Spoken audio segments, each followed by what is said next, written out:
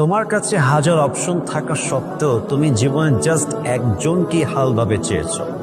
তোমার জীবনে হাজার হাজার ব্যাটার অপশন থাকা সত্ত্বেও তুমি আজীবন একজনের প্রতি হালভাবে আসক্ত থাকতে চেয়েছো। এটা তোমার সততা। আর যাকে তুমি চেয়েছো সে তোমাকে বাদ দিয়ে অন্য কোথাও ব্যাটার অপশন খুঁজেছে, এটা তার ব্যর্থতা, এটা তার সততা নয়। এবং তুমি একটা কথা অলওয়েজ মনে রাখবা, তুমি তোমার সততা দিয়ে একদিন অনেক দূর এগিয়ে যাবে। আল্লাহ তোমাকে অনেক উত্তম কিছু দিবে। আর যে তোমার বিশ্বাস নিয়ে খেলেছে, যে তোমাকে বাদ দিয়ে অন্য কোথাও ব্যাটার অপশন খুঁজেছে, আল্লাহ তো উপরে আছেন। তুমি কেন হতাশ হয়ে যাও? তুমি কেন মন খারাপ করো? অচিরেই ওয়ালাসাউফা ইউতিকা রাব্বুকা ফাতারদা।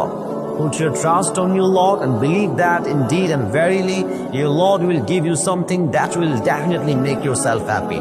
ভরসা রাখো আল্লাহর উপরে।